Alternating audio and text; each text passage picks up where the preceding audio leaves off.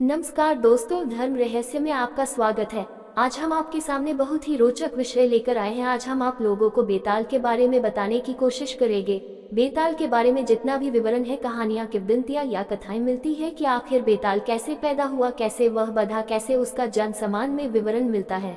तो सबसे पहले आप ये जान लीजिए कि सबसे पहले बेताल का वर्णन ऋग्वेद वेद में मिलता है। ऋग्वेद में रुद्र देवता के अंश से इसकी उत्पत्ति बताई जाती है और रुद्र जो तूफान के देवता थे उस जमाने में, उनसे इनकी उत्पत्ति बताई जाती है।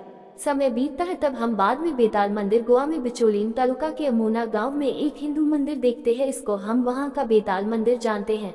वहां पर भगवान शिव का ही रूप बेताल को बताया जाता है और यह एक योद्धा देवता के रूप में वहां पर पूजा भी जाता है। श्री बेताल मंदिर गोवा के बिचोलीम तालुका में अमोना गांव में एक हिंदू मंदिर है। पीठासीन देवता श्री बेताला है, जिन्हें एक योद्धा के रूप में, शिव के रूप में पूजा जाता है। आमतौर पर मंदिर में श्री बेताल की मूर्ति खड़ी होती है, लेकिन त्योहारों के दौरान उनकी मूर्ति को गांव में एक घोड़े पर वापस प्रदर्शित किया जाता है। वह अमोना के ग्राम देवता है। उत्तराखंड के पौड़ी घरवाल जिले में गोरली नाम के एक गांव में श्री बेताल का मंदिर है। बेताल गांव का ग्राम देवता भी है। इस मंदिर में एक शिव पिंडी और इसके पैर सैनिक भी है। ग्राम देवता है ये गांव के और शिव पिंडी पर सैनिक भी है, सैनिक के रूप में वहां स्थापित है। इसी तरह पुणे में भी एक बेताल पहाड़ी है। इस तरह हम इसका वर्णन देखते हैं, लेकिन स्पष्ट व्याख्या पता नहीं चल पाता है। आखिर बेताल की उत्पत्ति कैसे हुई? किंवदंतियों के हिसाब से जो कहानी है उसका हम आज वर्णन करना चाहते हैं कि आखिर कैसे बेताल की उत्पत्ति हुई होगी। जैसा कि आप जानते हैं, उज्जैनी जो महाकालेश्वर की नगरी है, वहां पर तांत्रिकों का किसी जमाने में गढ़ हुआ करता था। ये बहुत समय पहले की बात है। वहां पर कुछ कपालिक साधना किया करते थे। उनमें से एक कपालिक था, उसका नाम था वितुल। यह वितुल ही बाद में बेताल बना था। तो यह वितुल जो था एक भयंकर कपालिक था, जिसे संगीत इत्यादि से बिल्कुल भी प्रेम नहीं था, इसलिए उसे बिना ताल का कहते थे, इसीलिए उसका नाम बेताल पड़ गया। उसे ये सब चीजें बिल्कुल भी पसंद नहीं थी। माँ काली का वह बहुत बड़ा भक्त था, लेकिन ये गलत क्रियाएं करता था। उसके पास जो भी व्यक्ति काम कराने आता था उसका काम कर देता था। काम करने के बाद में वह मांस और खून की बलि लेता था और उसी से अपना जीवन यापन करता था। लोगों का बुरा करने में उसे तनिक भी देर नहीं लगता था, लेकिन माता काली की वह बहुत तेजी से भक्ति कर रहा था और भगवान महाकालेश्वर शिव जी की साधना करता था, इसलिए उसकी शक्तियां बढ़ती चली जा रही थी। शिप्रा नदी के तट पर रहकर के वो वहां पर पहले जंगल हुआ करता था। उस जमाने में उसमें वो तपस्या करा करता था। जो भी व्यक्ति उसके पास आता था वह पैसे और भोजन सामग्री इत्यादि लिया करता था। तपस्या करते समय शरीर उसका नग्न हुआ करता था, जैसे नागा साधु होते हैं, बिल्कुल सफेद अपने शरीर को कर लेता था। भस्म को अपने शरीर पर लगाकर मंत्रों का जाप किया करता था। मंत्र जाप करते करते एक बार की बात है, एक राजा भटकते हुए जंगल में वहां पर पहुंच गया। उसके पास आया और उससे पूछने लगा कि आप मेरी कुछ मदद कर सकते हैं, क्योंकि मैं रास्ता भटक गया हूँ। मैं नहीं जानता मुझे किस दिशा में जाना है, किस प्रकार से किधर जाऊं। तो बेताल ने कहा, ठीक है, मैं तुम्हें मार्ग बता देता हूँ, जिससे तुम चले जाओगे और सीधे पहुंच जाओगे अपने राज्य की तरफ। क्योंकि राजा भटक गया था, इसलिए काफी दिन हो गए थे। तो राज्य में उस वक्त उज्जैनी में एक प्रकार से संकट का दौर आ गया। राज्य के लोगों ने सोचा राजा की मौत हो गई, इस वजह से मंत्रियों वगैरह ने नगर पर अपना राज्य स्थापित कर लिया था। वहां पर उनका जो मुख्य अमात्य था उसने अपने आप को राजा घोषित कर लिया, क्योंकि उसने बताया राजा जंगल में भटक गया है और मैं यहाँ का राजा हूँ और मैं यहाँ का राज्यपाट संभाल रहा हूँ। इस वजह से, क्योंकि काफी दिन हो चुके थे, तो राजा ने कहा, ठीक है बाबा, मैं चला जाऊंगा आपके बताए हुए तरीके से, लेकिन पहले मुझे भोजन कराए, मुझे भूख बहुत जोरों से लगी है।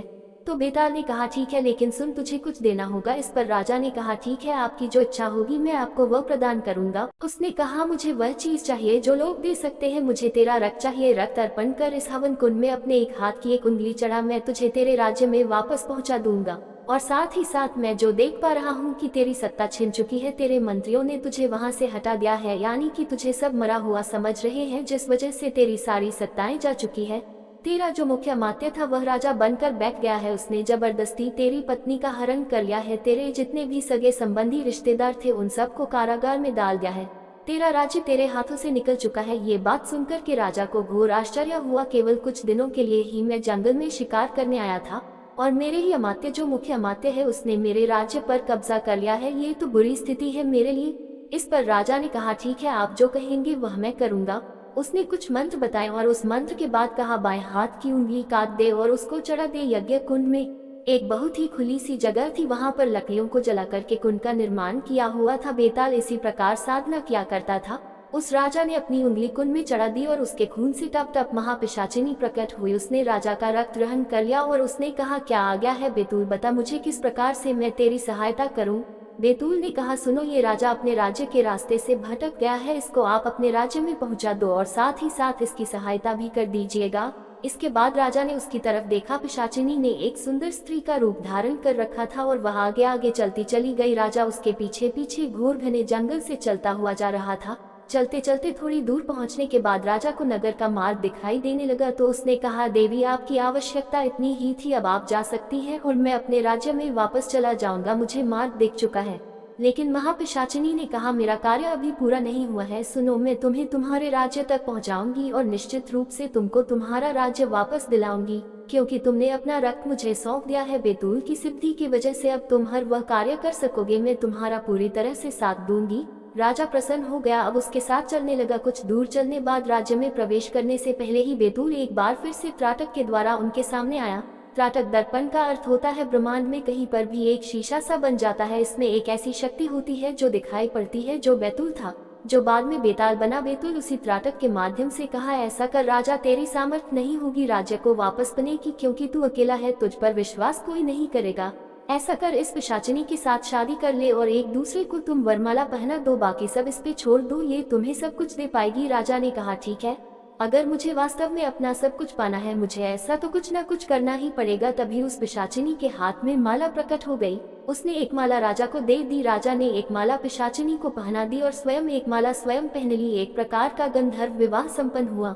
नगर में प्रवेश करते ही इस बात का शोर मचने लगा कि राजा जीवित हो चुका है, राजा जीवित है। ये खबर अमात्य और मंत्रियों तक पहुंची। अमात्य तुरंत ही सैनिकों को कहा, जाओ और चुपके से डाकू के भेष में उन पर हमला कर दो, जो भी वह दोनों है, राजा के साथ जो स्त्री है, दोनों को मार दो। पिशाचिनी को ये बात पता चल चुकी थी। पिशाचिनी राजा के साथ ही थी जब रात्रि के समय भोजन के लिए, क्योंकि नगर में प्रवेश करने पर राजा के जो प्रमुख व्यक्ति था उनके पास जाकर बैठा, तो उसने भोजन के लिए आमंत्रित किया। सब राजा को जानते थे, इस वजह से भोजन के लिए आमंत्रित किया गया, भोजन दिया गया। तभी चुपके से डाकू ने हमला कर दिया, तो जो वहां का गृहस्वामी था उसकी हत्या कर दी और फिर राजा को मारने के लिए दौड़ा।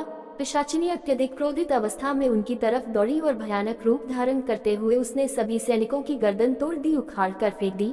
वह सबका रक्त पीने लगी और भयंकर ठहकार करने लगी। तब राजा को महसूस हुआ उसने महाशक्तिशाली किसी पिशाचिनी से शादी कर ली है, जो उसे नहीं करनी चाहिए थी, जो ऐसा इन लोगों के साथ कर सकती है, कभी ना कभी तो मेरे साथ भी कर सकती है। इसलिए राज्य प्राप्त होने के बाद उस बेतुल से मिलने जाऊंगा। अब राजा ने उस पिशाचिनी से कहा, अब तुम शांत हो जाओ।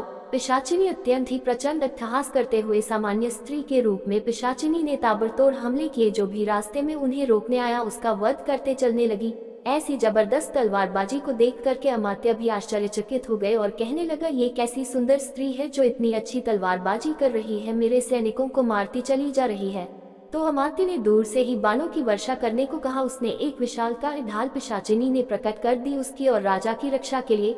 इस प्रकार करते करते अमात्य के पास पहुंच गई और राजा की आज्ञा पाते ही उसने उसकी गर्दन पर दांत गड़ा दिए और रक्त पीने लगी और रक्त तब तक पीती रही जब तक उसका शरीर सूख कर कांटा नहीं हो गया। इस प्रकार अमात्य का वध खून पीते पीते पिशाचिनी ने कर दिया। इस बात से राजा बहुत ही प्रसन्न था।